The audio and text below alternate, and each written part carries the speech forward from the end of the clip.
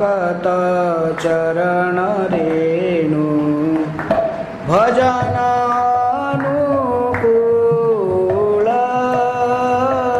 शुद्ध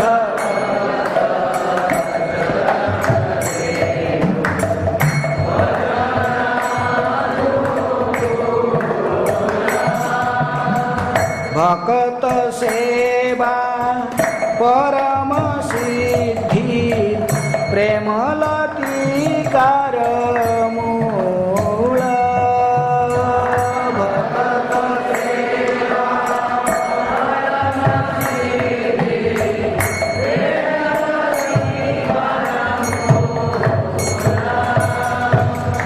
शुद्ध भक्त के चरण रज ही भजन के अनुकूल है। भक्तों की सेवा ही परम सिद्धि है तथा प्रेम रूपी लता का मूल या जड़ है। साधारण हम कहते कि भक्ति कहाँ से शुरुआत होती है? आदौ श्रद्धा, ततः साधु संग, भजन क्रिया, अनर्थ निवृत्ति, निष्ठा, रुचि, आसक्ति, भाव, प्रेम, ये क्रम कहा गया भजन के। तो इसी अनुଯାयी तो पहला श्रद्धा होना चाहिए। लेकिन भक्ति विनोद ठाकुर कहते कि भजन ने प्रेम लतिकार मूल भक्त से ने शुद्ध भक्त चरण रेणु व भक्त सेवा परम सिद्धि प्रेम लतिकार मूल, ये जड़ कह रहे हैं। ऐसे प्रेम भक्ति की शुभारंभ होती है। चैतन्य महाप्रभु जो सनातन गोस्वामी को शिक्षा देते हैं, उन्होंने कहते कि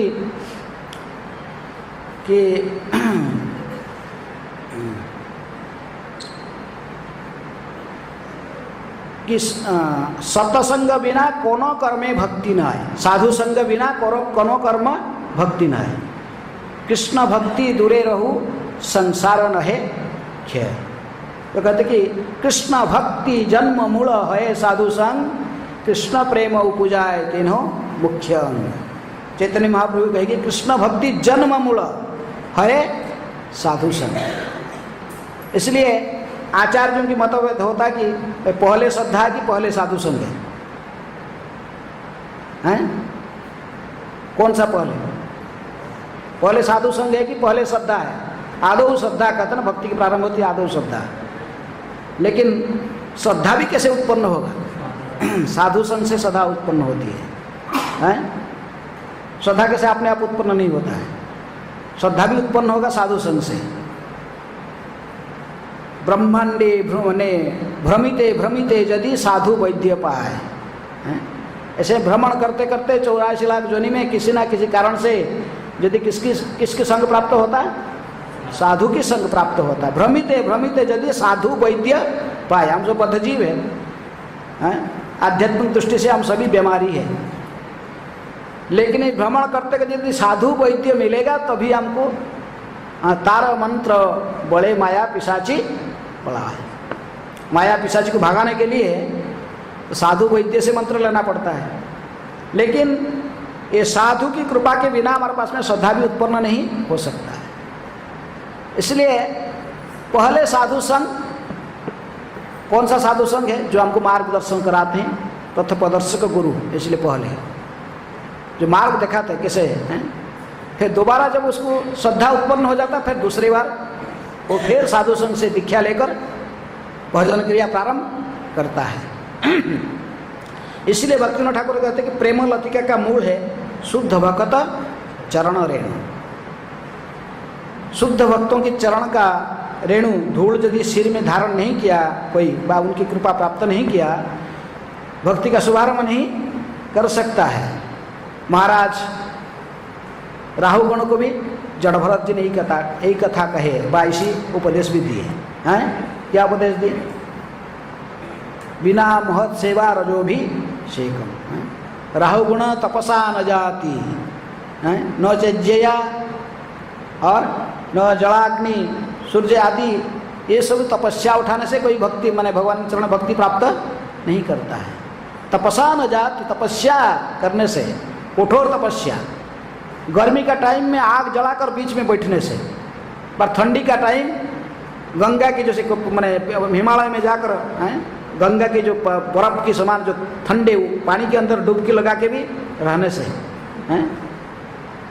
व अन्य कितनी प्रकार की व्रत उपवास बहुत कुछ करने पर भी भगवान के चरण भक्ति नहीं प्राप्त हो सकता है। न जलाग्नि सूर्य, कैसे प्राप्त होगा? बिना महत्पद रजोभिषेकम, बिना किसी महान संत की चरण धूल जब तक आपको प्राप्त नहीं हुआ, जब उनकी सेवा नहीं किया, तभी आपको भक्ति का शुभारंभ नहीं हो पाएगा। तो इसलिए यहाँ पर भक्तिविनोद ठाकुर कहते कि सबसे जो अनुकूल है, सबसे पहला अनुकूल जो भक्ति में है वो है शुद्ध भक्त के चरण रेणु। जब तक किसी शुद्ध भक्त के चरण को आश्रय नहीं किए, हमारा कर्म बंधन छूटने वाला नहीं है। इसलिए भक्तों के चरण का स्पर्श करने से, चरण धूल सिर में लगाने से हमारे कर्म बंधन से हम मुक्त होते हैं, हमारे कर्म सारे धूल जाते हैं। उस दिन बताया था कि इसके बारे में चर्चा हुआ था।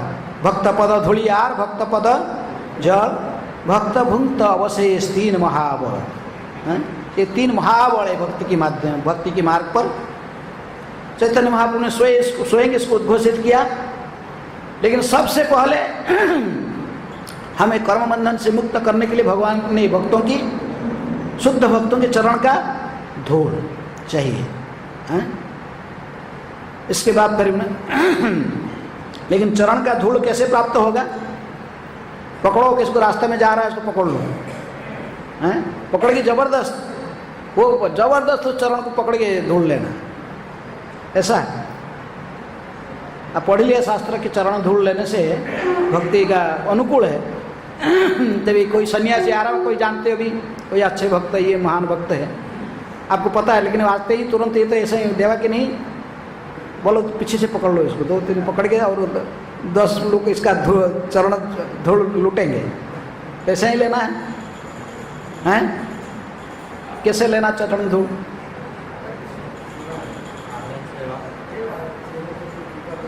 उनकी सेवा करके प्रणिपात प्रणिपात सेवा, फिर उनकी कृपा के जाचना।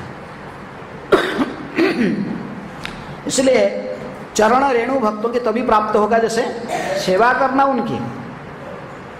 नारद मुनि ने स्वयं अपना दृष्टांत प्रस्तुत किया भागवत के प्रारंभ में, तो सेवा करना चाहिए। माँ के साथ में सेवा किया परमहंस वैष्णव की, किसी वैष्णव की सेवा किए बिना कैसे उनके चरण का धूल प्राप्त होगा, व उनकी कृपा कैसे प्राप्त होगा?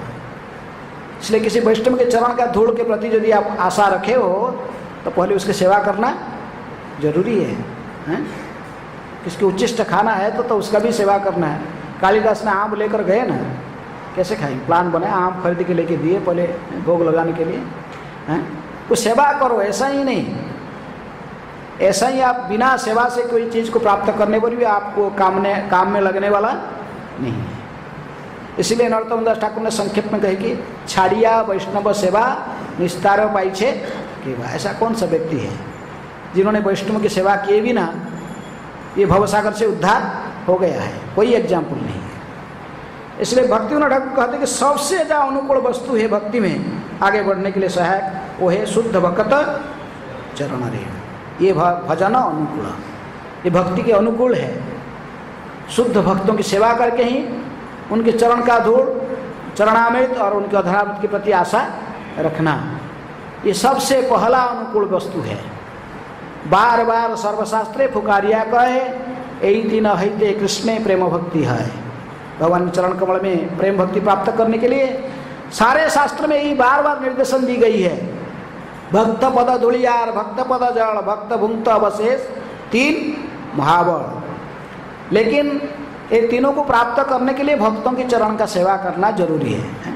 यदि आप उनकी सेवा नहीं की और ऐसे ही कोई खा रहा भोजन के लिए बैठा है और वो एक बार 2 बार खाया कि नहीं, महाराज थोड़ा दे दो ना आपका, क्या अरे दे थोड़ा महाराज दे दो, थोड़ा जूठा दे, थोड़ा आपको जूठन दे दो। मैं पढ़ा शास्त्र से, आपके जूठन खाने से क्या मिलेगा?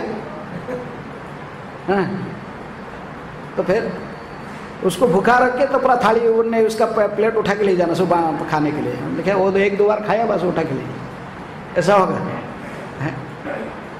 पहले उनको सेवा करके, उनको संतोष करके, प्रसन्न करके ही फिर उनकी तीनों चीज़ को प्राप्त किया जा सकता है। आप इनको ऐसा ही सेवा करो कि उन्होंने आप उनके ऐसे चरण छूने पर भी वो डिस्टर्ब नहीं होंगे। देखिए कि आप इतने सेवा किए हो, उनको अच्छा से प्रसाद खिलाओ, खिलाने के बाद वो फिर तृप्त होके चले जाएंगे। जो कुछ रहेगा थाली में फिर आपको अनुमति दे देंगे, ठीक है, क्यों देख रहे हैं कि आप इतनी सेवा कर रहे हो। और आपके बिना सेवा करके कुछ करके खाली स्वार्थपर होकर आत्मेंद्रिय प्रतिवांछा, मेरा भला ही होगा, दूसरे को चिंतन नहीं करना, ऐसा ही करके ही प्राप्त नहीं किया जा सकता। इसीलिए उन्होंने आगे पद में कही कि भक्त सेवा परम सिद्धि। ये चरण का रेणु कैसे प्राप्त करेंगे? भक्तों की सेवा करके ही, यही जीवन का सिद्धि है, भक्तों की सेवा करना है। भक्तों की सेवा के बिना कैसे आपको प्राप्त होगा? चरण धूल, चरणामृत बा उनके अधरामृत कैसे प्राप्त होगा? पहले वैष्णवों की सेवा करो हैं अच्छा से, जिनको आप वैष्णव समझते हो तो फिर उनकी सेवा करना चाहिए, जैसे श्रील प्रभुपाद जी। लेकिन किस प्रकार वैष्णव की ऐसे ही धूल, चरण का धूल को आशा कर रखना चाहिए? कोई भी कंठी तिलक धारण किया, उसके पास जाके चरण का धूल ले लेना, बा उसकी झुटन खाना। कैसे भक्तों की ये चीज को आश्रय किया जाता है? रूप गोस्वामी ने कहा है उपदेशामृत के 5 नंबर श्लोक में है कि कृष्णेति जस्य गिरित मनसा द्रियेत। कोई कृष्ण के नाम ले रहा है लेकिन सारे रूल रेगुलेशन अभी तक फॉलो नहीं कर रहा ठीक से, लेकिन फिर भी क्योंकि कृष्ण के नाम उसके मुख से सुनाई पड़ रहा है तो इसलिए इसको मन से आदर देना चाहिए। हरे कृष्ण बस हैं। दीक्षास्ति चेत प्रणतिभिश्च भजन्तमीशम। जो सद्गुरु स्वीकार करके दीक्षा ले चुका है और हरिनाम की 16 माला जप कर रहा है, रूल रेगुलेशन फॉलो कर रहा है, विग्रह की अर्चना कर रहा है, भागवत की कक्षा में बैठकर भागवत के श्रवण कीर्तन करता है, तो आदि ये सब यदि गुण उसके पास दिखाए जाता है तो उसको पंचांग प्रणाम करना चाहिए, उल्टन लगाकर प्रणाम करें। भजन्तमीशम शुश्रूषया भजन विज्ञान अन्य मन्य निंदा आदि शून्य हृदय ईप्सित संगलब्ध्वा। ये जो उनके चरण का धूल और चरणामृत बा उनके अधरामृत लेना कैसे भक्त की नाम, कैसे शुश्रूषा करना किसकी? शुश्रूषया भजन विज्ञा अनन्य मन्य, जो अन्य चित्त होकर भगवान की पूर्ण शरणागत है, अनन्य चित्त होकर जो भगवान चरणार बिंदु को केवल आश्रय करके जो संत रहते हैं। और उनकी मुख्य लक्षण क्या है? निंदा आदि शून्य हृदय।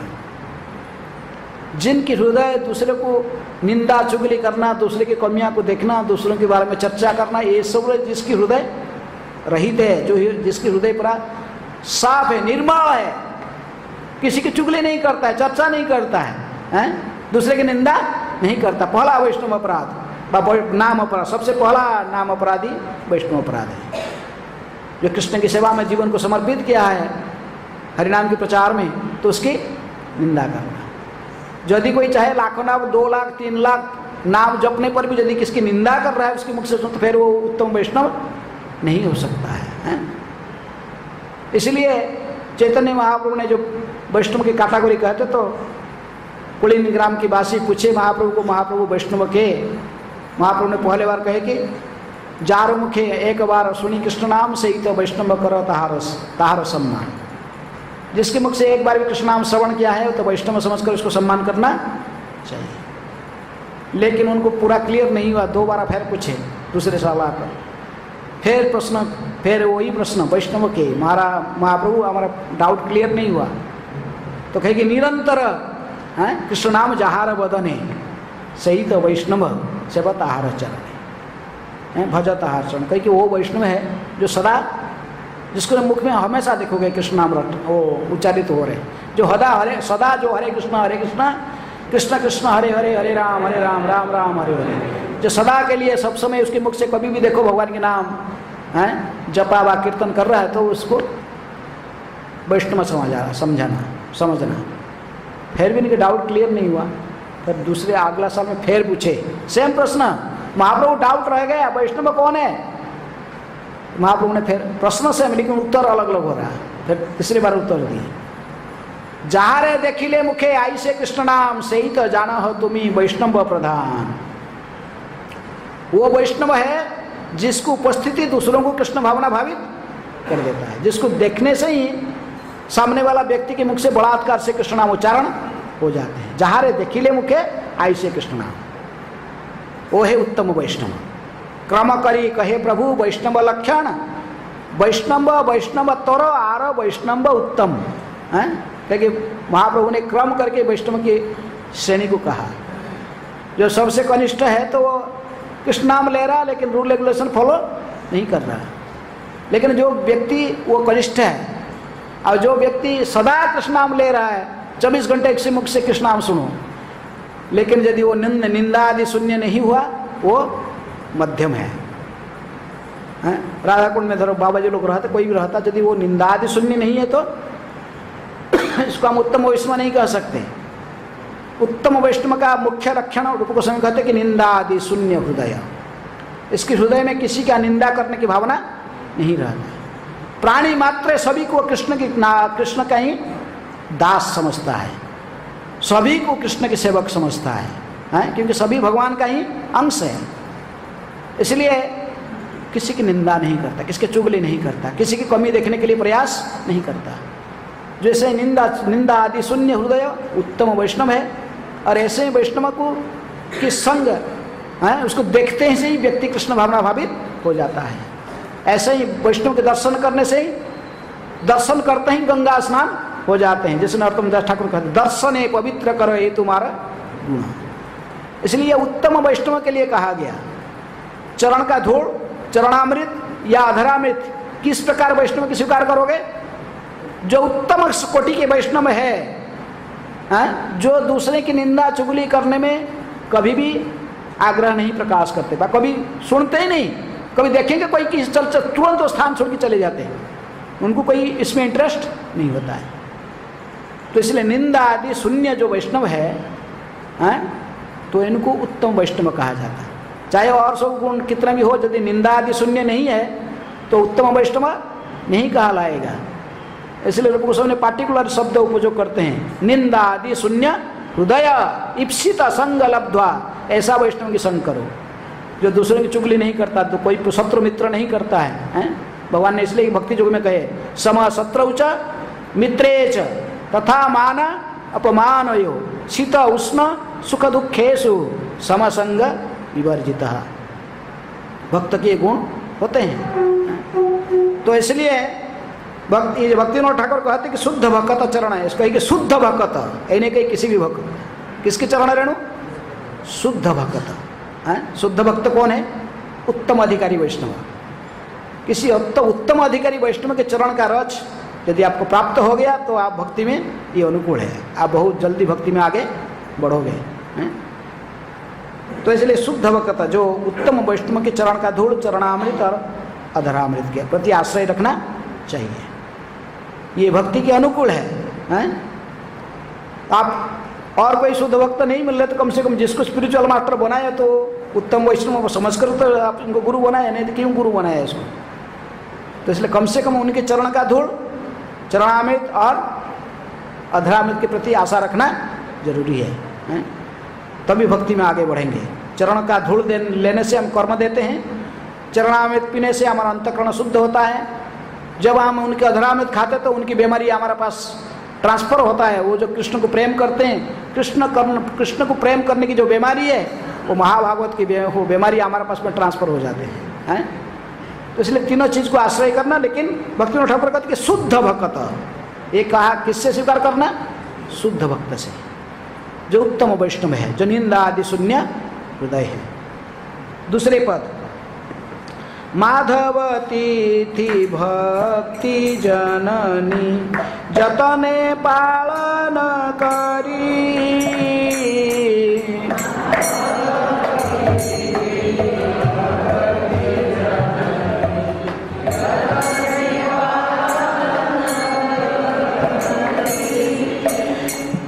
कृष्ण बसती वाली परम आदरे बरी, कृष्ण बसती वाली परम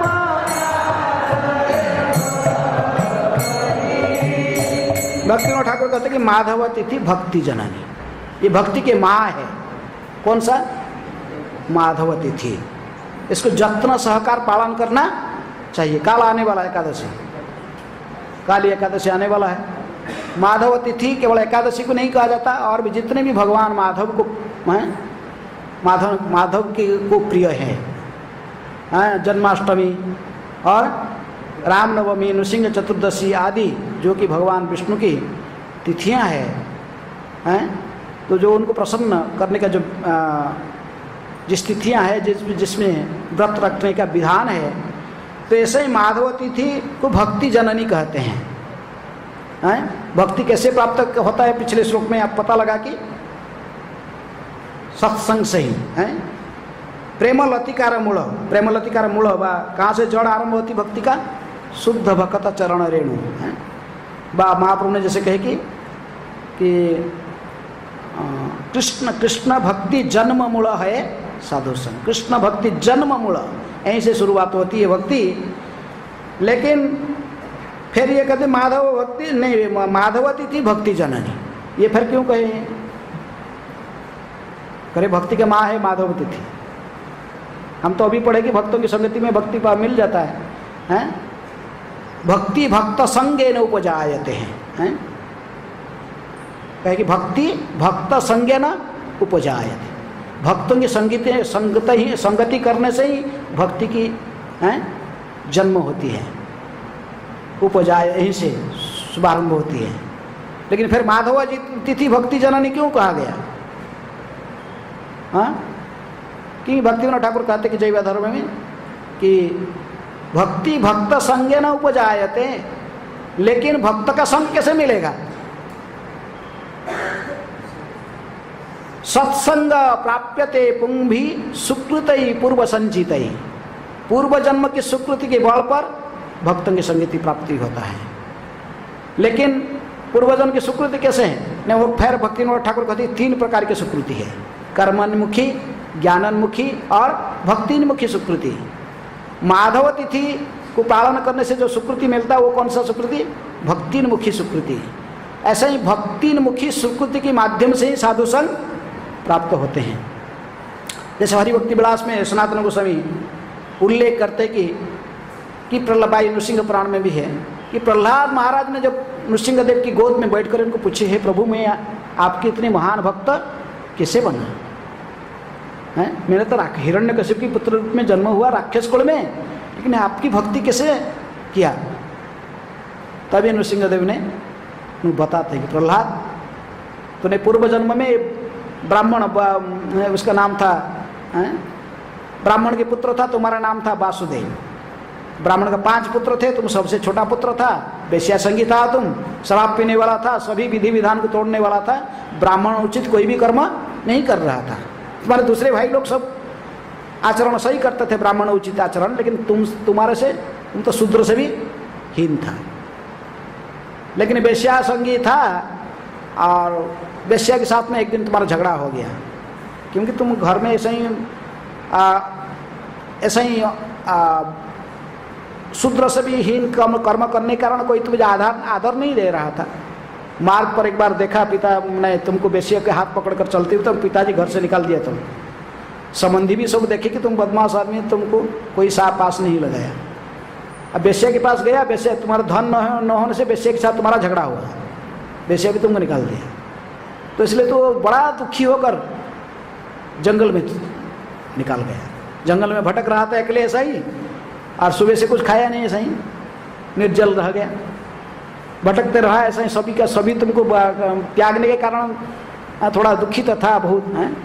घूमते घूमते से शाम के समय हो गया कि झरना के पास पहुंचा, उधर स्नान कर लिया। स्नान करके लेकिन अत्यधिक दुखी होने के कारण वहाँ गए वृक्ष के नीचे, पीपल का वृक्ष के पास थोड़ा बढ़कर थोड़ा भगवान के स्मरण किया है, हरे कृष्ण। तभी थोड़ा सा एक बार भगवान के नाम याद आया। लेकिन सोने के लिए जो थोड़ा सा अंधार आ रहा था, सोने के लिए प्रयास करने पर भी मच्छर तुझे सोने नहीं दिए। जंगल में मच्छर कीड़े सब आ गए, सोने पे पूरा रात्रि जागरण हो गया है। अब दिन में कुछ खाया नहीं था, निर्जल रह गया, और शाम के समय स्नान हो गया, मेरी स्मरण हो गया, रात्रि भर जागरण हो गया। इस प्रकार अज्ञान से तो मेरे नृसिंह चतुर्दशी का व्रत पालन कर लिया है। उस दिन मेरा तिथि था। हम सोचते कि नृसिंह चतुर्दशी वो तिथि है जिस दिन भगवान नृसिंहदेव ने हिरण्यकशिपु को विदारण कर दिया। नहीं, पद्म पुराण इसको अनुमोदन नहीं करता, क्योंकि इसको ये भी वरदान था कि 12 महीने में किसी भी महीने में नहीं मरेगा। तो इसलिए भगवान इसको कौन सा महीना मारे, अभी आने वाला पुरुषोत्तम मास में, अधिक मास में फाड़े थे इसको। तो इसलिए नृसिंह चतुर्दशी के व्रत पद्म पुराण में कहते कि अनादिकाल से चल रहा था। प्रहलाद और वो हिरण्यकशिपु आने के पहले भी नृसिंह व्रत था। वैशाख शुक्ल का चतुर्दशी में पहले वो हरित मुनि और पद्मावती दोनों, हरित मुनि और लीलावती, ये दोनों कठोर तपस्या करके मुल्तान प्रदेश में सिंधु नदी के किनारे नृसिंहदेव को प्रसन्न करके पुत्र रूप में, बाल नृसिंह के रूप में इनको प्राप्त किए थे। भगवान नृसिंह उनके गर्भ में नहीं आए, लेकिन वो कहे कि माता ठीक है, तुमको मुझे लालन करने की इच्छा है तो मैं अभी बाल मूर्ति में परिणत हो जाता, इसलिए बाल नृसिंह। पद्म पुराण कहता है कि ऐसा ही माता लीलावती की गोद में हरित मुनि लीलावती की गोद में बाल नृसिंह को बैठते हुए यदि कोई ध्यान करता है तो उसकी समस्त प्रकार की करोड़ों जन्म की समस्त बाधा विघ्न हैं सभी कलमश नष्ट होकर निर्विघ्न में वो कृष्ण भक्ति करने में समर्थ हो जाता है। इसलिए नृसिंहदेव ने कहा कि पूर्व जन्म में तुम्हें से अज्ञात सुकृति किया था, अज्ञात में तुम्हारे मेरी व्रत पालन हो गया था, उसी के कारण तुझे नारद जी के संग प्राप्त हुआ। माँ के गर्भ में भी रहकर तो नारद जी के संग प्राप्त किया है। इसलिए माधव तिथि भक्ति जननी, माधव तिथि को प्राप्त करने से जो हमारा सुकृति होता है, भक्तिन्मुखी सुकृति, उसी के माध्यम से क्या प्राप्त होता है, क्या प्राप्त होता है? साधु संग प्राप्त होते हैं। नारद मुनि जैसे, श्रील प्रभुपाद जी जैसे महाभागवत वैष्णव की संग प्राप्त होता है। तो लेकिन कभी कभी महाभागवत स्वयं भी कृपा कर देते हैं, अजाचित कृपा व अहित की कृपा भी करते हैं, लेकिन शास्त्र के आधार पर पूर्व जन्म की सुकृति होने पर फिर महाभागवत वैष्णव की संगति प्राप्त होता है। इसीलिए कहते कि माधव तिथि भक्ति जननी। यदि कोई माधव तिथि पालन नहीं करेगा तो फिर साधु संग कैसे मिलेगा? इसलिए माधव तिथि भक्ति जननी जतने पालन करी, बड़े जत्न से पालन करना है इसको, है कि भगवान की प्रतिज्ञा है, चाहे कोई कितनी भी भजन कर ले, कितनी भी जप कर ले, कितनी भी पढ़ा वेदाध्ययन कर ले, कितनी भी और दूसरे प्रकार के सुकृति कर ले, लेकिन यदि एक माधव तिथि को नेग्लेक्ट करता है, एकादशी व्रत पालन नहीं करता है, एकादशी देवी को वरदान दी है भगवान ने, वो मेरे धाम में प्रवेश नहीं कर सकता। भगवान कहते वो मेरी धाम में प्रवेश का अधिकार उसको नहीं है। इसलिए जत्न सहकार पालन करना चाहिए। किसकी? माधव तिथि, एकादशी की तिथि, जन्माष्टमी, नृसिंह चतुर्दशी, एकादशी व्रत। जो नृसिंह चतुर्दशी व्रत की महिमा कहा गया कि यदि कोई निर्जल रहकर रात्रि जागरण के साथ में नृसिंह चतुर्दशी व्रत पालन कर लेता है तो उसको 1000 महाद्वादशी व्रत पालन करने के फल प्राप्त हो जाते हैं। कभी कभी एकादशी नहीं द्वादशी एक साथ में आते हैं, इसको कहते हैं महाद्वादशी। ऐसे ही महाद्वादशी 1000 बार पालन करने से जो सुकृति मिलता, जो फल मिलता है, तो एक नृसिंह चतुर्दशी व्रत से वो फल प्राप्त हो जाते हैं। और करोड़ों एकादशी व्रत का फल केवल जन्माष्टमी पालन कर व्रत रखने से, निर्जल व्रत रात्रि जागरण के साथ भजन करके ही बिताने से करोड़ों एकादशी व्रत का फल प्राप्त होते हैं। इसलिए इन माधव तिथियों को बड़े जत्न सहकार पालन करना चाहिए। भक्ति ठाकुर कहते हैं भक्ति के अनुकूल है। माधव तिथि भक्ति जननी जतने पालन करी, कृष्ण बसती बसती बोली परम आदरे बरी। जहाँ पर कृष्ण की लीलास्थली है वहाँ पर निवास करने के लिए मैं चुनता हूँ। कहते कि मैं श्री कृष्ण के धाम को ही आनंद पूर्वक व आदर पूर्वक अपना निवास स्थान चुनता हूँ। मैं मथुरावास, भक्ति के साधन में 5 साधन में से एक साधन है मथुरावास। इसलिए कृष्ण की भक्ति में अनुकूल है यदि आप किसी भगवान की लीलास्थली में निवास करें, वृंदावन, मायापुर या द्वारका व कोई भी जहाँ पर जगन्नाथपुरी लीलास्थली में रहना भक्तों की स्वाभाविक इच्छा होता है, ऐसे ही रहना, लीलास्थली में रहना। लेकिन यदि शरीर में नहीं रह पाते तो किस में वास करना चाहिए? मन में। मन में वास करना शरीर की बात से अधिक माने मूल्यवान है, ये शक्तिशाली है। मन में यदि कोई सदा कृष्ण को चिंतन करता है, चाहे विश्व के किसी कोण में रहकर, कोई मीरा रोड में रहकर सदा कृष्ण चिंतन करता है और कोई वृंदावन में रहकर अमेरिका की चिंतन करता है, तो क्या होगा? है ना, हम देखते हैं वृंदावन में सब आते हैं बंगाल से, इधर उधर बहुत जगह से लोग आते भटकते रहते हैं, किसके लिए, कैसे अमेरिका जाएंगे, ऑस्ट्रेलिया जाएंगे, वीसा कैसे बनेंगे हैं? तो वो वृंदावनवासी मथुरावासी होता है नहीं। यदि कोई व्यक्ति प्रकृति में पृथ्वी के किसी भी कोने में रहकर प्रभुपाद जी का पुस्तकों को पढ़ रहा है, कृष्ण बुक पढ़ रहा है, और वृंदावन कैसे आएगा, वो उस चिंतन में रहता है, भगवान की लीलाओं की चिंतन करते रहता है वृंदावन की चेतना में, तो वो वृंदावनवासी है, वही मथुरावासी है। बा जहाँ पर भगवान की अर्चा विग्रह प्रकट हुए हैं, मथुरा उसी को कहते हैं जहाँ भगवान ने जन्म लिया, तो वही मथुरा है जहाँ पर भगवान ने जन्म लेते हैं। और जहाँ पर प्रभुपाद जी ने मंदिरों को स्थापना करके अर्चा विग्रहों को वहाँ पर प्रतिष्ठित किए हैं, भगवान वहाँ भी जन्म लिए हैं, अर्चा विग्रह के रूप में वहाँ प्रकट हुए। इसलिए मंदिर की परिवेश में रहना भी ये मथुरावास है। इसलिए गृहस्थ व्यक्ति यदि घर में विग्रहों को रखकर और परिवेश में रहता है, जैसे आगे कहेंगे भक्तिविनोद ठाकुर, गृहते यदि न भजन देखी गृहते गोलोक भाई, वही गोलोक है। तो इसी को कहते मथुरा की परिवेश है, बा कृष्ण बसती, वही कृष्ण के घर है, जिसको हम समझे ये कृष्ण का घर है, सब अर्पण किए कृष्ण को, तो वही परिवेश ही मथुरा का परिवेश व वृंदावन की परिवेश है। इसलिए कृष्ण बसती बसती बोली परम आदरे बरी, इसलिए यही स्थान में रहूँगा। हैं यदि संभव है तो शरीर को लेकर नित्य धाम वाला हम ऐसे धाम को भजन करके ही इसको आप उसी परिवेश बनाएंगे। लेकिन जो मायापुर है, नवद्वीप है, वृंदावन है, पुरी जगन्नाथपुरी है, ये ऑलरेडी हैं उसी परिवेश, भगवान का लीलास्थल होने के कारण ऑलरेडी उस परिवेश में है। इसलिए जिसको संभव है तो ऐसे परिवेश में जाकर निवास करना भक्तों की स्वाभाविक इच्छा होती है। इसलिए भक्तिविनोद ठाकुर कहते हैं कि ऐसे कृष्ण की बसती स्थान, जब जहाँ पर भगवान निवास करते हैं उसी स्थान में भगवान के शुद्ध भक्त निवास करते हैं, उसी स्थान में निवास करूँगा, क्योंकि मुझे भक्तों की संगति ऐसे ही स्थान में निवास करने से प्राप्त होंगे। तीर्थ स्थान ऐसा ही जाकर खाली घूम के डुबकी लगा के आ जाने से नहीं होता है, हैं? वो तो केवल स्वयं गोखर, गाय और गधे के समान जाना और डुबकी लगा के आना। प्रकृति में तीर्थ स्थान जाने का अर्थ होता है साधु संग करना, हैं?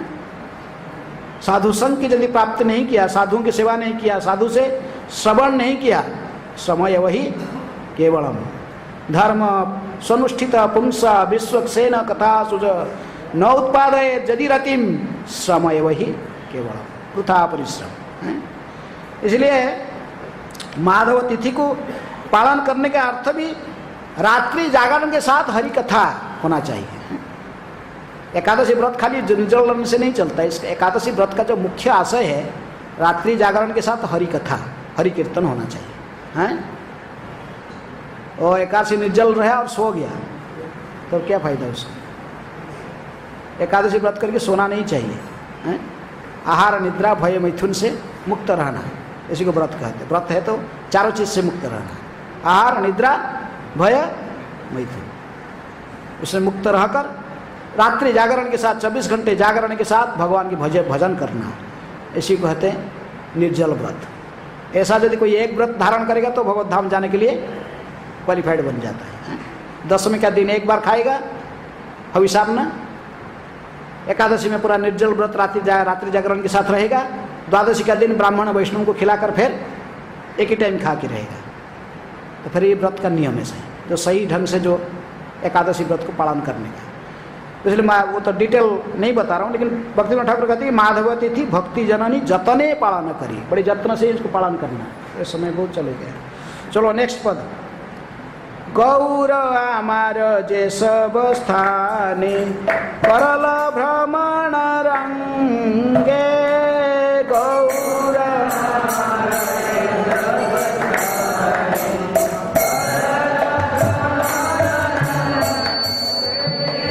से सब स्थान हेरिबामी प्रणयी भक्त संगे, से सब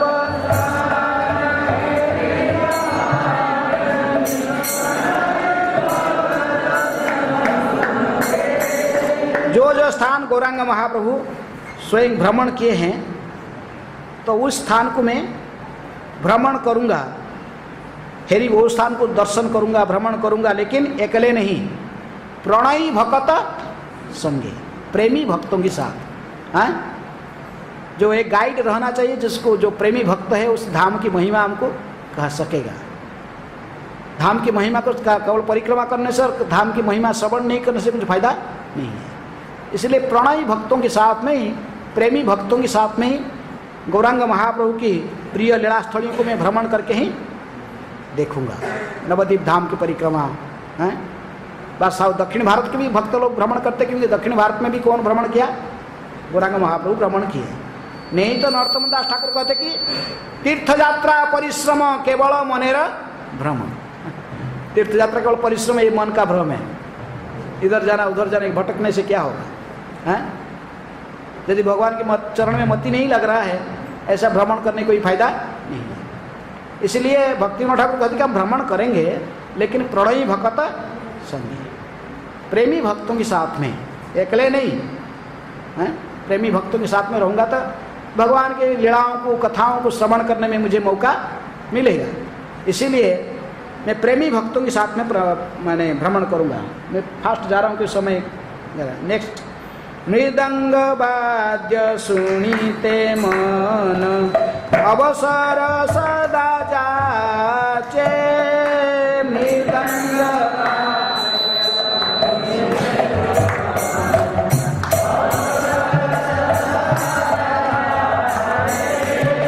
गौर विहित कीर्तन सुनी आनंदे हृदय नाचे। गौर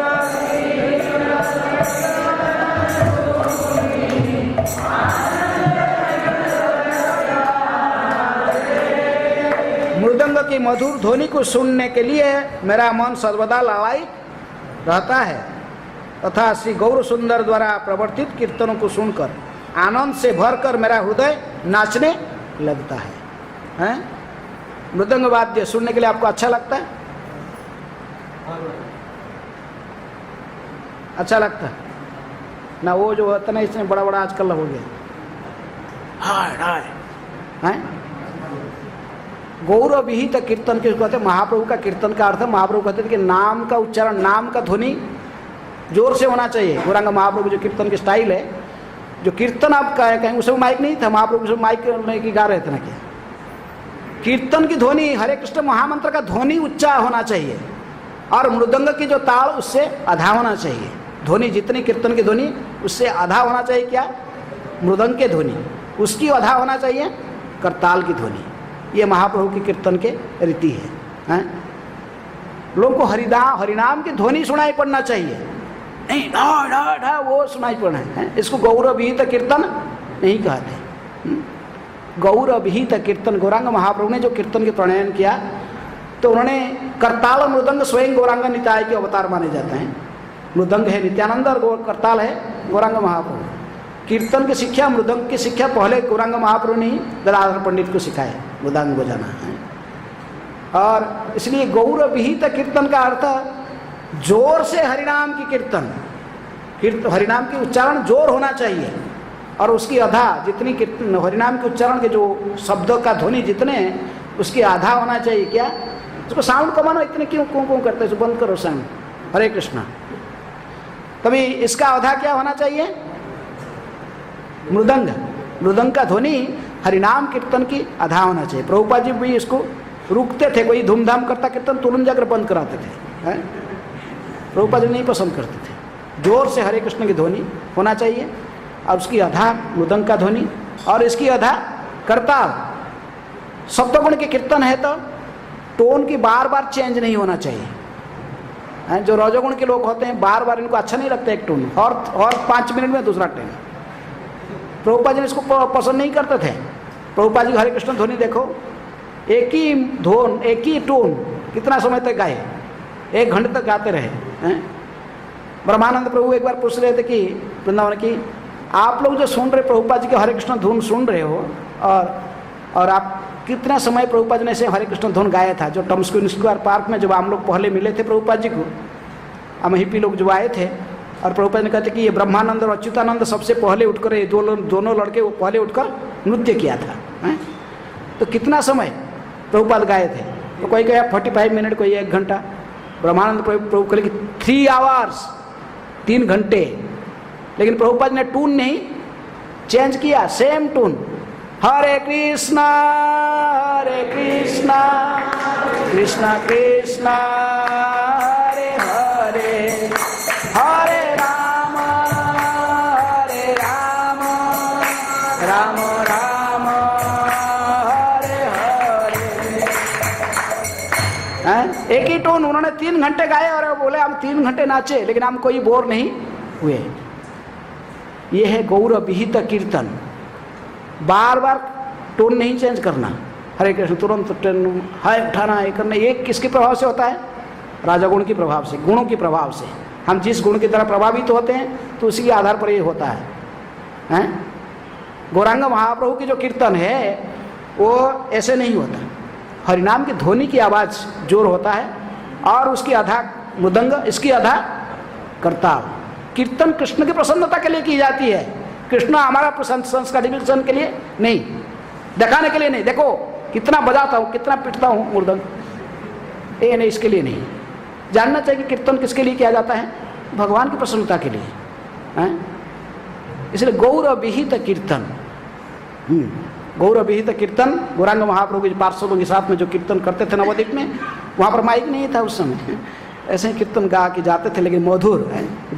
ने गाए गौरा मधुर स्वरे, हरे कृष्ण कृष्ण कृष्ण हरे हरे, हरे राम राम राम हरे हरे, गाए गौरा मधुर स्वरे। कीर्तन बड़ा मधुर होना चाहिए, स्वीट होना चाहिए, कर्कश आवाज नहीं होना चाहिए। तो इसलिए गौर हमारा जो नहीं कि मृदंग वाद्य हम सुनेंगे, लेकिन गौर विहित कीर्तन। कितने सहजिया ग्रुप है कीर्तन भी हैं।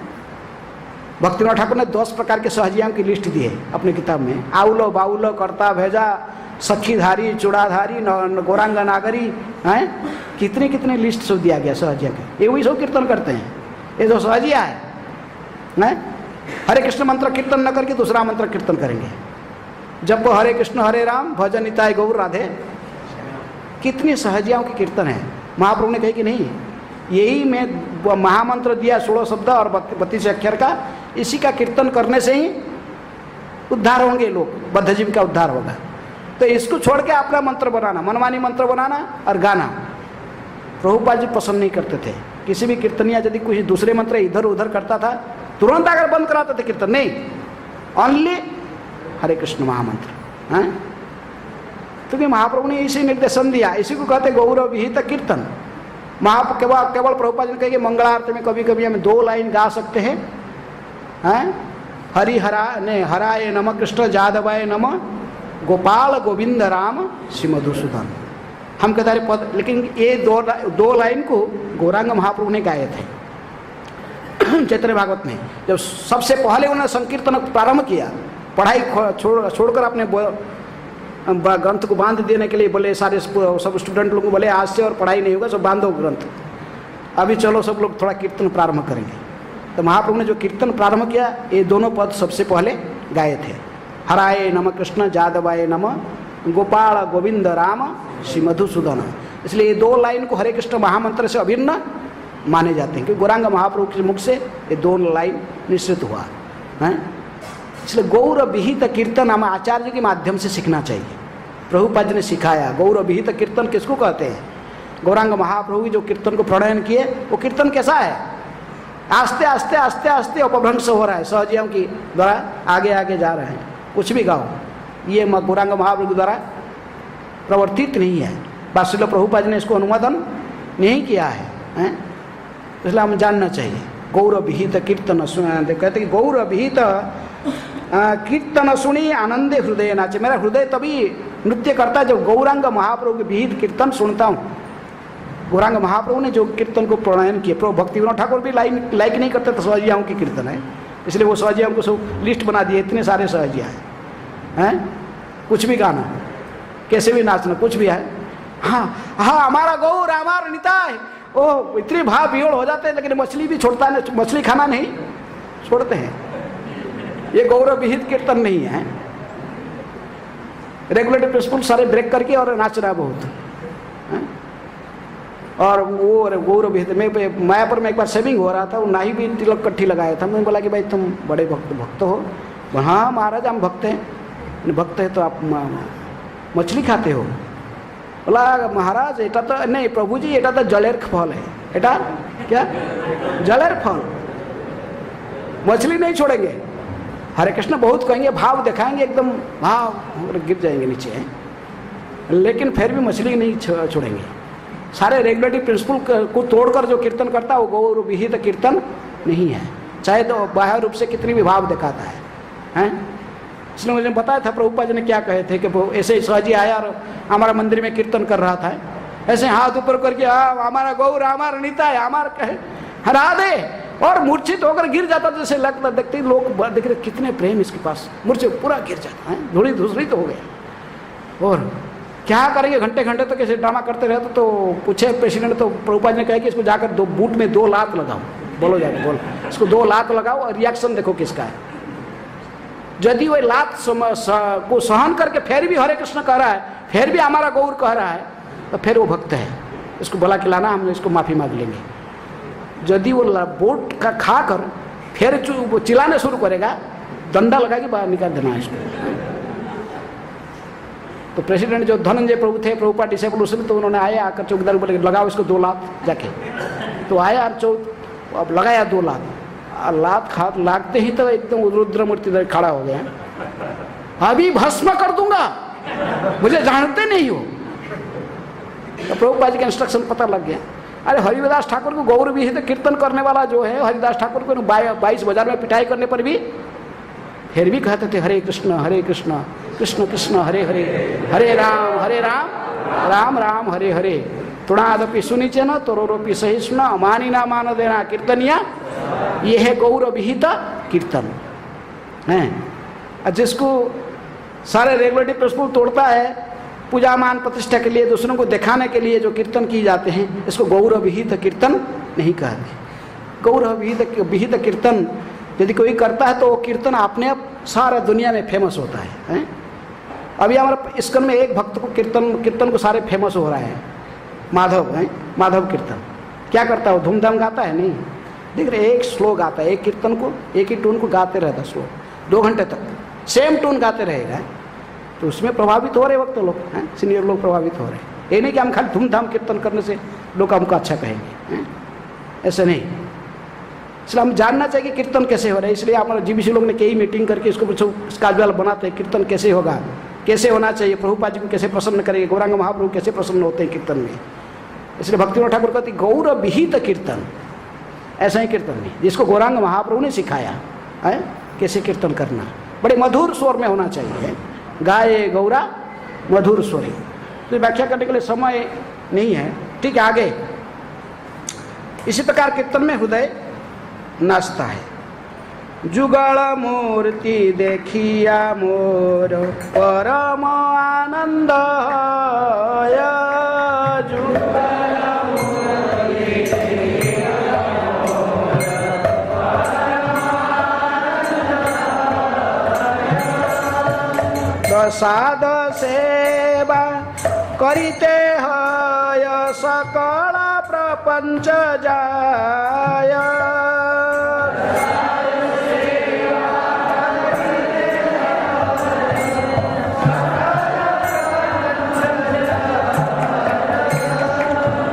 जुगल मूर्ति देखने से ही व दर्शन करने से ही मैं परम आनंदित हो जाता हूँ।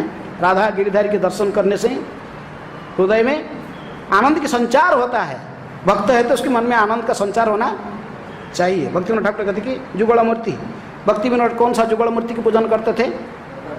जय राधा माधव कुंज बिहारी, छोटे से भजन गाए थे अपने डेटी में, राधा माधव के चरण में बैठकर ताली बजाकर गाए थे, छोटा पद है, जय राधा माधव किन कुंज बिहारी हैं, गोपीजन वल्लभ गिरिवरधारी हैं, जसोदानंदन प्रजन रंजन जमुना तीर वनचारी।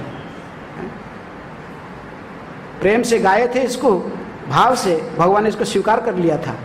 आज देखो पूरा दुनिया के लोग इसको स्वीकार कर रहे हैं। प्रभुपाद जी ने सिस्टम बनाया, कोई भी भागवत क्लास के पहले इसको गायने का, जय राधा माधव कुंज बिहारी। वो अपने राधा माधव के लिए भक्तिविनोद ठाकुर बैठकर ताली मारकर गाए थे। आज देखो, क्योंकि शुद्ध भक्त की गाना और कृष्ण को स्वीकार किए, तो कृष्ण जिसको स्वीकार कर लेते तो फिर वो अपने प्रचार हो जाता है सर्वत्र। हैं प्रभुपाद जी के भक्ति वेदांत तात्पर्य लिखे हैं, पहले हजारों गीता था, ये गीता क्यों प्रचार हो रहा है? कि कृष्ण इसको स्वीकार किए हैं। तो इसलिए जुगल मूर्ति कहते कि राधा कृष्ण को देखकर, राधा कृष्ण के विग्रहों को इनके दर्शन करके, इनके श्रृंगार दर्शन में बड़ा प्रसन्न होता हूँ। जुगल मूर्ति का दर्शन करके मुझे परम आनंद प्राप्त होता है। यदि भगवान के जुगल विग्रहों को दर्शन करके हमें आनंद नहीं आ रहा है, हम बड़े इंपॉर्टेंट और कुछ कार्य सोच रहे हैं, क्या बात में देखते हैं भाग में हैं, तो फिर क्या होता है? लेकिन जुगल मूर्ति को ऐसे दर्शन करके परम आनंद अनुभव होना चाहिए। महाप्रसाद का सेवन करने से माया को भी मैं जीत लेता हूँ। भक्तों को पहचान, भक्तों का एक पहचान है कि वो क्या खाते हैं? प्रसाद खाते हैं। यदि प्रसाद न खाकर इधर उधर खा रहा है तो भक्त नहीं कहलाएगा। भक्त है तो कृष्ण को समर्पण करके खाएगा। भगवान को भोग लगाकर प्रसाद के रूप में खाए। भक्त भगवान को भोग लगाएगा, फिर इसको किसको देगा? भक्तों को देगा। जैसे पिछले भजन में भगवान ने अपने कहे भक्तिविनोद ठाकुर ने कि उच्चिष्ट खाना, किसकी? आपके सेवकों की उच्चिष्ट मुझे प्रदान करना। भगवान खाएंगे, भगवान की बात खाने के बाद फिर उनके भक्त, शुद्ध भक्त लोग ने खाएंगे, इसके बाद उनकी उच्चिष्ट मुझे प्राप्त होना, तो बड़े भाग्य की मैं भाग्यवान मानूंगा। तो इसलिए प्रसाद खाते हैं। भक्तों की पहचान है कि प्रसाद खाते हैं। यदि प्रसाद कोई कृष्ण को अर्पण किए बिना कोई भी चीज़ ऐसे ही खाता है तो वो डिवोटी नहीं कहलाएगा। कोई भी चीज़ अच्छा लग रहा है, हमारे जीवा को बहुत, जीवा से लाल पानी टपक रहा है, इसलिए तुरंत लाओ। हैं जीवार लालसा घेनी इति उति धाय, शिष्ण उदर परायण कृष्ण ना ही पाए। जीवा को तृप्त करने के लिए अच्छे अच्छे चीज खाता है, टेस्ट कर रहा है, तो कहाँ किसकी भक्त बनेगा?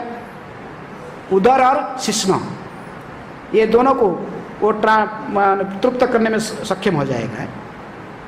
तो इसलिए कृष्ण भक्त की पहचान है।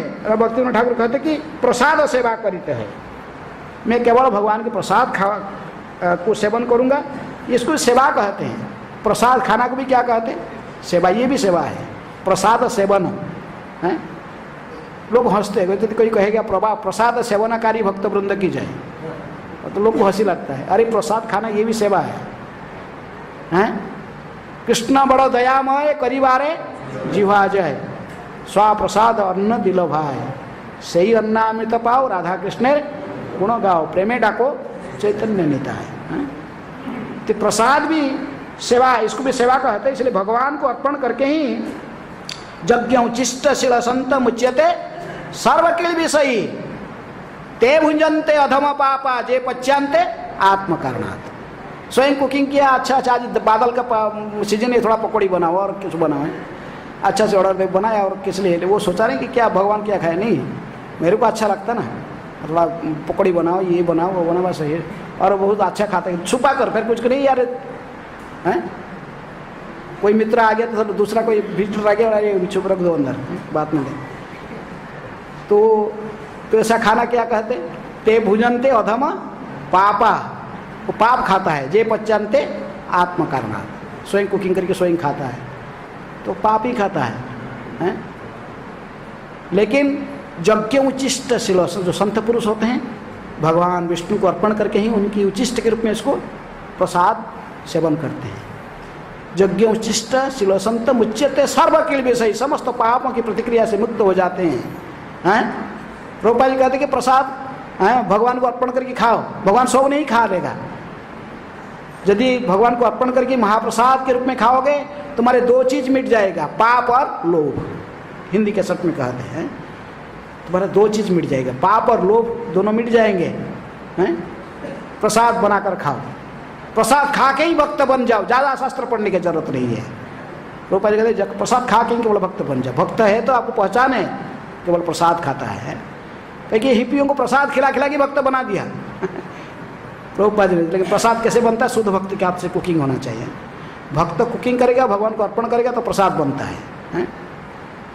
तो इसलिए प्रभुपाद जी ने कुकिंग करते थे, अर्पण करते थे कृष्ण को, प्रसाद ही बनता था, और उसको जो खाता था सो भक्त बन गए। हैं इनकी चेतना शुद्धि हो गया। तो इसी प्रकार भक्तिनाथ ठाकुर कहते कि प्रसाद सेवा करते हैं, प्रसाद खाऊंगा, इसी के माध्यम से समस्त पापों को मैं माया को भी जीत लूंगा। आगे, जे दिन गृहे भजन देखी गृहे ते गोलक भाय, जे दिन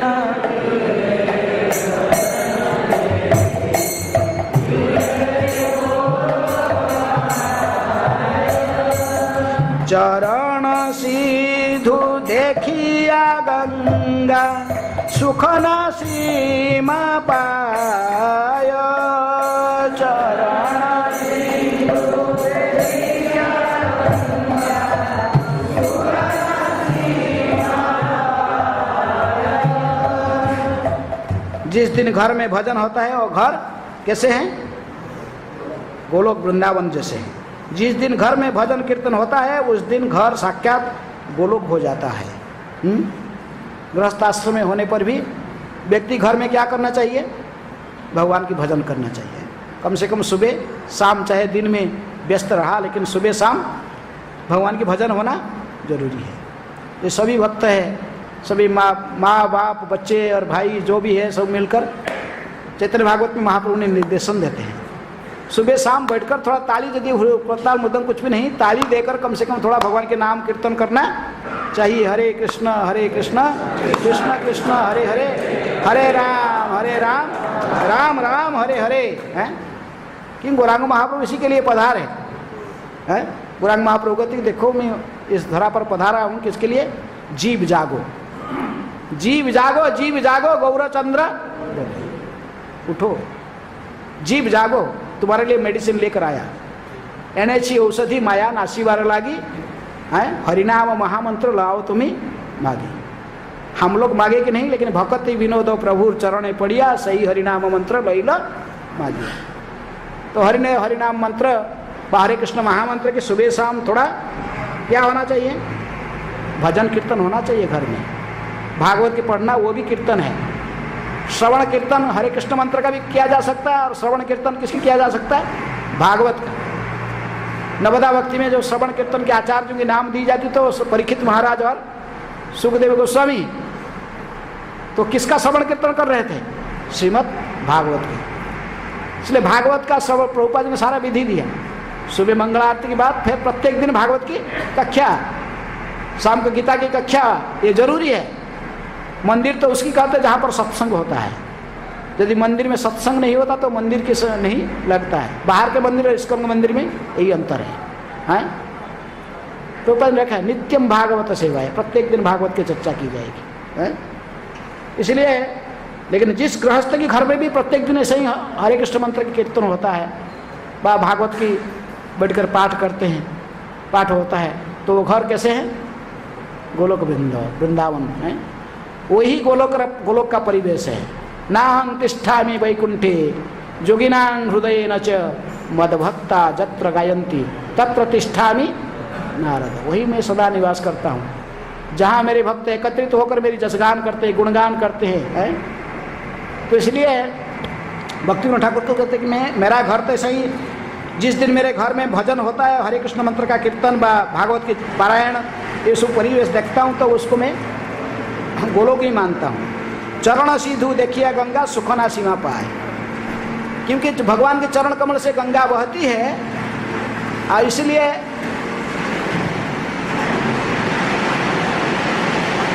क्या हो रहा है?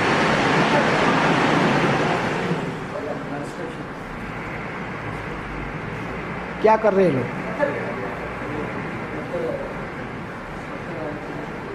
गिराया, ठीक है। अभी धूल उड़ रहा है, लेकिन ऐसे धूल यदि वृंदावन का धूल हो तो गोखुर से उठा हुआ धूल वृंदावन के यदि ऐसे ही प्रवेश करे तो आँख नाक में क्या होता हो है। अवश्य ये भी भगवान के मंदिर के लिए बनता है। तो अभी बॉम्बे मंदिर का कंस्ट्रक्शन होता था, गेस्ट हाउस का, मैंने वो प्रभुपाद जी गेस्ट हाउस में रहते थे, लेकिन रात भर ठक ठाक ठुक ठाक आवाज़ आता था। भक्त लोग बोलते थे प्रभुपाद आपको तो बहुत डिस्टर्ब होता होगा। प्रभुपाद नो दिस इज ट्रांससेंडेंटल है, ये जो ध्वनि आ रहा है, क्योंकि राधा रासबिहारी के लिए मंदिर बन रहा है तो निर्माण कार्य में ध्वनि आ रहा है, तो इसलिए ये भौतिक नहीं है। तो इस प्रकार जो लेकिन जिस दिन घर में भजन होता है, हरे कृष्ण मंत्र की कीर्तन होता है, भागवत की पारायण होता है, तो भक्ति ठाकुर कहते हैं कि परिवेश गोलोक का है। चरण सिद्धू देखिए गंगा सुख ना सीमा पाए, क्योंकि गंगा जी भगवान के चरण कमल से ही बहती है, ये चरणामृत के समान है, भगवान के चरण से जो चरण को धोकर जो बहती है वही चरणामृत होता है। इसलिए ऐसे ही गंगा को दर्शन करने से मैं बड़ा मैंने आनंदित रहता हूँ, मेरा सुख की वृद्धि होता है, इसका कोई सीमा में वर्णन नहीं कर सकता हूँ। गंगा को दर्शन करके ही मैं परम सुखी परम आनंदित होता हूँ, कि गंगा ही माध्यम बनती है कलि युग के मनुष्य को उद्धार करने के लिए। चैतन्य महाप्रभु ने कहा चैतन्य चरितामृत में कि दारु ब्रह्म ने दारु जल रूपे कृष्ण प्रकट संप्रति दर्शने स्नाने करे जीवे रे मुक्ति। सर्व भट्टाचार्य कहते कि महाप्रभु ने इस कलियुग में तो हरिनाम के रूप में तो मैंने कृष्ण अवतरित हुए हैं, लेकिन वह भी दो रूप में अवतरित हुए हैं। दारु जल, दारु ब्रह्म रूपे साक्षात श्री पुरुषोत्तम है, भागीरथी हन साक्षात जल ब्रह्म सम। क्योंकि इसी कलियुग में भी दारु ब्रह्म के रूप में कौन अवतीर्ण हुए हैं? जगन्नाथ जी। हरे कृष्ण। दारु ब्रह्म रूपे साक्षात श्री पुरुषोत्तम, श्री पुरुषोत्तम भगवान जगन्नाथ दारु ब्रह्म के रूप में प्रकट हुए हैं। दारु ब्रह्म रूपे साक्षात श्री पुरुषोत्तम भागीरथी हन साक्षात जल ब्रह्म सम। गंगा की जो जल है साक्षात ये भी ब्रह्म स्वरूपिणी है। गंगा जल में बार बार यदि प्रेम से कोई स्नान करें और गंगा को भी वैष्णवी समझकर उनके संग करें, उसकी भी उद्धार हो जाती है। तो इसलिए भक्ति ठाकुर कहते कि भाग्य गंगा को दर्शन करके ही चरण सिद्धू देखिया गंगा है सुख न सीमा पाए, मैं अत्यधिक आनंदित होता हूँ।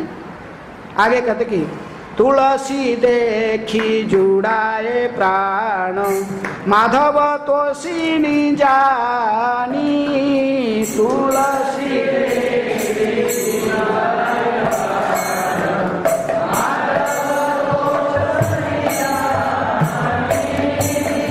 गौर प्रिय साक सेवने जीवन सार्थक मानी, गौर प्रिय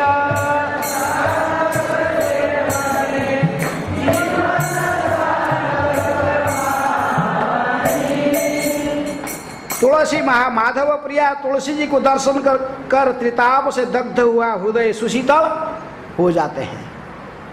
तुलसी को देखने से भक्ति ठाकुर कहते कि मेरी हृदय सुशीतल हो जाते हैं। तुलसी देखी जुड़ाए प्राण और क्योंकि ये माधव की तोषिणी है, भगवान श्री कृष्ण को प्रसन्न करने में कई व्यक्ति है, लेकिन तुलसी महारानी के स्थान ऐसा ही। उनके नाम तुलसी किसके लिए है? तुलसी शब्द का अर्थ क्या है? तुलसी शब्द का अर्थ है अतुलनीय, जिसकी तुलना उसके किसी के साथ भी नहीं की जा सकती, उसको कहते तुलसी है। तुलसी अर्थात जिसका कोई तुलना नहीं है दूसरे किसी के साथ। वृंदा महारानी ने तुलसी महारानी ने कृष्ण की जैसे सेवा की है, उसका कोई तुलना नहीं है। भगवान उनकी सेवा में इतनी प्रसन्न है कि अपने घर के अपने लीलास्थली के नाम उन्हीं के ऊपर रख दिए, उन्हीं के नाम से। उसको राधा वन या कृष्ण वन नहीं कहे, क्या कहे? वृंदावन है। तुलसी महारानी की प्रति सेवा में इतनी कृष्ण प्रसन्न है, कोई व्यक्ति अपने घर के नाम जो सबसे प्रिय होता तो उसके नाम में रख देता है। तो भगवान राधा कृष्ण ने तुलसी महारानी की सेवा में इतनी प्रसन्न है कि राधा श्याम सुंदर व राधा गिरिधारी अपने नित्य लीलास्थली का नाम उन्हीं के नाम से रखे। वृंदावन ये तुलसी महारानी की वन है। तो इसलिए ये कहते कि तुलसी देखी जुड़ाए प्राण, मेरा प्राण बड़े हर्षित बड़े प्रेम से उद्भासित हो पड़ता है। बाप में बड़ा क्या जे मेरे हृदय त्रिताप से दग्ध हुआ है, हृदय सुशीतल हो जाता है जब मैं किसको देखता हूँ? तुलसी महारानी को दर्शन करता हूँ। क्योंकि जुड़ा है प्राण, इससे मेरी प्राण शीतल हो जाता है। क्योंकि माधव तोषिणियों में सर्वोत्तमा है। तुलसी महारानी जैसे सेवा की है भगवान की, उसकी कोई तुलना नहीं है। समस्त प्रकार के वृंदावन के जो राधा कृष्ण के मिलन के जो निकुंज सेवा ये सब, इसलिए हम तुलसी महारानी की आरती प्रत्येक दिन प्रभुपाद ने हमको दिए। तुलसी महारानी की कृपा के बिना कोई लड़ा में प्रवेश नहीं कर सकता है। मोर ये अभिलाष विलास कुंजे दियोवास नयन हेरिब सदा जुगल रूप राशि है। यही निवेदन धर सखीर अनुगत करो सेवाधिकार दिए करो निज दासी। ये सब तुलसी महारानी प्रदान कर सकते, इसलिए प्रभुपाद ने तुलसी आरती प्रत्येक दिन दिया इसकन में है। तुलसी महारानी की कृपा के बिना कैसे प्रवेश करोगे? ये सारे वृंदावन के वही यदि और राधा रानी वृंदावन की ईश्वरी माने जाती हैं, वृंदावनेश्वरी, लेकिन फिर भी उन्होंने सब तुलसी महारानी को दान कर दिए हैं। तुलसी महारानी को पूरा अधिकार दिया और तुलसी महारानी ने ही ये सारे राधा कृष्ण की लीलाओं को जितने भी जो अनुकूल परिवेश को उन्होंने ही बनाती है। कुंज की बनाना, कुंज की सजावट करना, दोनों को मिलन कराना, ये पूर्णमासी के साथ जोगमया देवी के साथ में पूर्ण सहयोग देती है। कौन? तुलसी महारानी है। तो तुलसी महारानी के कितने पैरट है वृंदा देवी का? वृंदा देवी के देखो कि आप जब वृंदा कुंड जाओगे, वृंदा देवी के विग्रह में देखो कि एक हाथ में एक तोता बैठा हुआ है पीले रंग की, उसके नाम है दक्ष। ये तोता का है लगभग लाख 4 लाख से ज़्यादा बच्चे क्या होते, सब शिष्य होते हैं, डिसाइपुल्स है। इसे तोता डिसाइपुल्स है, पूरा वृंदावन में घूमते रहते हैं। कहीं भी क्या समाचार होता है सब लागे पहुंचाते किसको? वृंदा देवी को है।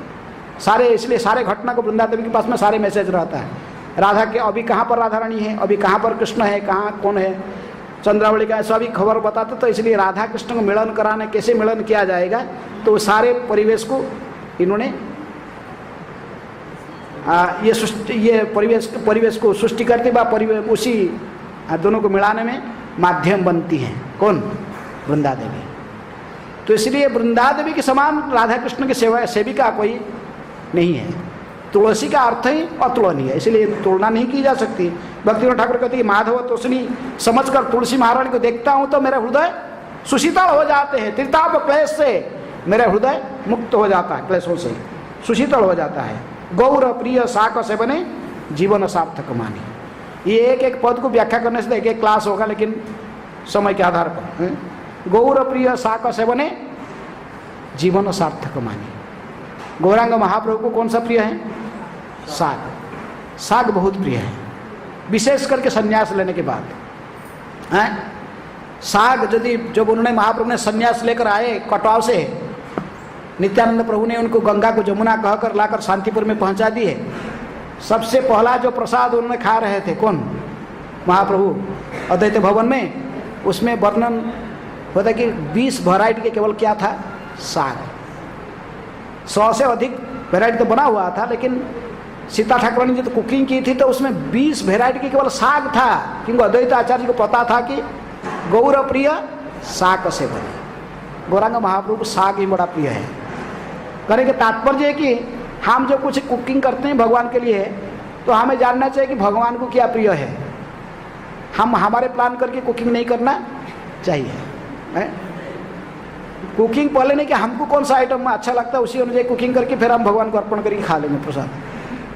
अरे भाई किसको खिलाओगे तो उसको कौन सा चीज़ अच्छा है, उसको तो उसको प्रिय समझकर उसको अर्पण करने से खाएंगे ना है। और यदि आपको क्या प्रिय है आप ही खा रहे तो फिर अनुमति ले रहे हो। इसलिए गीता के 2 जो श्लोक ने, एक श्लोक जो आता है जत करोसी जदास्नोसी जत जुहोसी ददासी जत तपस्सी कौन्तेय तत्कुरुषो मदार्पणम, ये निष्काम भक्ति योग की प्रचार करता है। ये विशुद्ध भक्ति का नहीं। परमिशन ले लो, किसे? कृष्ण से परमिशन ले लो, परमिशन लेकर खाओ। और यदि कोई प्रकृति में प्रेम से इनको खिलाकर फिर खाएगा, पत्रंग पुष्पंग फलंग तोयं जो में भक्त्या प्रयच्छति तदंग भक्ति उपहृतम आस्नामि प्रयतात्मना है। भक्ति में है तो फिर भगवान को क्या प्रिय है समझेगा है। कौन सा पत्र भगवान को प्रिय है? तुलसी प्रिय है, तुलसी अर्पण करेगा है। गोरागो को कौन सा अच्छा आइटम है तो साग अर्पण करेगा, भगवान महाप्रभु का अच्छा है। साग सुक्त ये सब महाप्रभु का प्रिय है। महाप्रभु कहते थे पुरी में ए लफड़ा और साग मुझे दे दो, और न लफड़ा व्यंजन और साग मुझे दे दो, तुम लोग पिठा पना केक और स्वीट सब खा लो। मैं सन्यासी हूँ, मुझे कॉस्टली खाना ज़्यादा क्या है, मैंने जो लग्जूरियस खाना मुझे नहीं खाना चाहिए, तुम लोग सब खाओ। लफड़ा व्यंजन किसको कहते? मिक्स सब्जी, माने उसमें कम से कम 5 अलग अलग वेराइटी की सब्जी डाला जाता है। जैसे भगवान वैजयंती माला पहनते तो उसमें कम से कम 5 अलग अलग वेराइटी के फूल रहते हैं, वैसे ज़्यादा हो सकते हैं। तो इसी प्रकार गौरांग महाप्रभु की जो सब्जी जिनको प्रिय है वो सब्जी कैसे, इसमें कम से कम 5 अलग अलग वेराइटी की सब्जी डाला जाता है, मिक्स सब्जी इसको कहते हैं। ये लफड़ा, इसको कहते हैं लफड़ा सब्जी। लफड़ा व्यंजन जगन्नाथ के पास डली लगता है, लफड़ा व्यंजन। और साग दे दो मुझे, साग ये मुझे प्रिय है। इसलिए भक्ति ठाकुर कहती गौर प्रिय साग सेवन जीवन सार्थक मानी। गौरांग महाप्रभु की चीज़ प्रिय है, इसलिए मैं ऐसा ही चीज़ को कुकिंग करके भगवान को भोग लगाऊंगा और फिर महाप्रसाद को सेवन करूंगा, साग से बने। इसी प्रकार मेरा जीवन सार्थक हो जाएगा। और यदि हम हमें क्या अच्छा लगता है वैसे कुकिंग करके स्वयं खाएंगे तो क्या होगा? वो प्रसाद नहीं बनता है। प्रसाद बनेगा तो भगवान क्या खाते हैं। देखो सची माता ने क्या खिलाती थी, गौरांगों को क्या प्रिय है। रोहिणी माता ने क्या कुकिंग करती थी, राधा रानी ने क्या कुकिंग करती थी। गोविंद लीलामृत में सारी लिस्ट दी गई है। राधा रानी क्या क्या आइटम बनाती थी, किसके लिए? कृष्ण के लिए। कौन सा आइटम राधा रानी को अपने कृष्ण को प्रिय था? वहाँ इतनी वेराइटी का माने स्वीट के माने राधा रानी स्वीट स्पेशलिस्ट है। गोविंद लीलामृत में कितनी वेराइटी का स्वीट का लिस्ट दी गई और स्वीट का बनाने का तरीका भी बता गया उसमें। तो इसलिए यदि कृष्ण को ऐसा ही खिलाना है। नेक्स्ट पद में कहते कि भक्ति विनोद कृष्ण भजनी अनुकूल पाई जा। भक्ति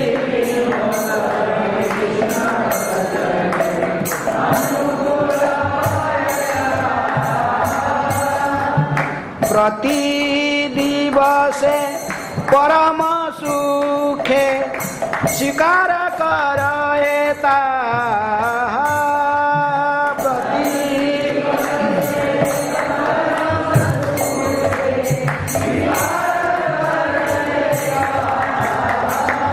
इसी प्रकार भक्ति विनोद ठाकुर अंतिम में कहते कि कृष्ण भजन के अनुकूल जीवन निर्वाह के लिए जो कुछ पाता है, जो कुछ कृष्ण की भक्ति का अनुकूल है, यह भक्ति विनोद प्रतिदिन उसे सुखपूर्वक ग्रहण करता है, भक्ति के अनुकूल को स्वीकार करता है। इसलिए रूप गोस्वामी ने कहे कि जो भक्ति के अनुकूल क्या है? उत्साहात निश्चयात धैर्यात तत्तत्कर्म प्रवर्तनात् संग त्यागात स्वतः वृते षड्वीर भक्ति प्रसिद्ध्यति। भक्ति को प्रसन्न माने भक्ति में आगे बढ़ाने के लिए 6 चीज़ों की आवश्यकता होता है।